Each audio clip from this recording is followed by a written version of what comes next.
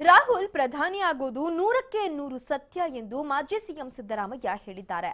ಕಲಬುರಗಿಯ ಪರಿವರ್ತನಾ ರ್ಯಾಲಿಯಲ್ಲಿ ಮಾತನಾಡಿದ ಅವರು ನಿರುದ್ಯೋಗ ಸಮಸ್ಯೆ ಬಗೆಹರಿಸಲು ರಾಹುಲ್ ಗಾಂಧಿ ಚಿಂತನೆ ನಡೆಸಿದ್ದಾರೆ. ಆದರೆ ಭಾಷಣ ಮಾಡೋದು ಬಿಟ್ಟರೆ ಮೋದಿ ಏನೂ ಮಾಡಿಲ್ಲ.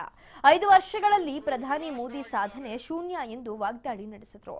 ಅಲ್ಲದೆ ಮೋದಿ ಪಾಲಿಗೆ ಮಲ್ಲಿಕಾರ್ಜುನ ಖರ್ಗೆ ಸಿಂಹ ಸ್ವಪ್ನವಾಗಿದ್ದು ಪ್ರಧಾನಿಗೆ ಖರ್ಗೆಯವರೇ ಟಾರ್ಗೆಟ್ ಎಂದರು. ಹಾಗೆಯೇ ಮತ್ತೆ ಬಿಜೆಪಿಯವರ ಜೈಲು ವಿಚಾರ ಪ್ರಸ್ತಾಪಿಸಿದ ಸಿದ್ದು ಜೈಲಿಗೆ ಬಿಜೆಪಿಯವರು ಏನ್ ಬೀಗತನ ಮಾಡೋಕೆ ಹೋಗಿದ್ರಾ ಎಂದು ಪ್ರಶ್ನಿಸಿದ್ದಾರೆ.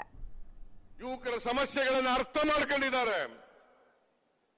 ನಿರುದ್ಯೋಗದ ಸಮಸ್ಯೆಗೆ ಪರಿಹಾರವನ್ನು ಕಂಡುಹಿಡಬೇಕು ಅಂತಕ್ಕಂಥದ್ದು ಪ್ರಾಮಾಣಿಕವಾದಂತಹ ಅವರ ಚಿಂತನೆ. ಇವತ್ತು ನೀವೆಲ್ಲರೂ ಕೂಡ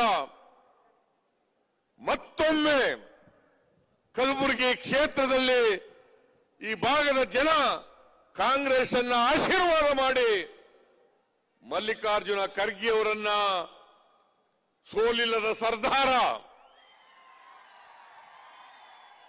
ಅಭಿವೃದ್ಧಿ ಪರ ಚಿಂತಕ, ಇವರನ್ನ ನೀವು ಲೋಕಸಭೆಗೆ ಕಳಿಸಿಕೊಡಬೇಕು ಅಂತೇಳಿ ನಾನು ನಿಮ್ಮಲ್ಲಿ ಅತ್ಯಂತ ಕಳಕಳಿಯಿಂದ ಪ್ರಾರ್ಥನೆಯನ್ನ ಮಾಡಲಿಕ್ಕೆ ಬಯಸ್ತಾ ಇದ್ದೇನೆ.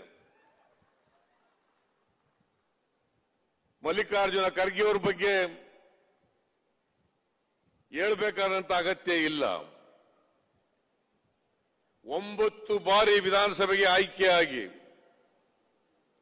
2 ಬಾರಿ ಲೋಕಸಭೆಗೆ ಆಯ್ಕೆಯಾಗಿ ಲೋಕಸಭೆಯಲ್ಲಿ ಕಾಂಗ್ರೆಸ್ ಪಕ್ಷದ ನಾಯಕನಾಗಿ ಇವತ್ತು ನರೇಂದ್ರ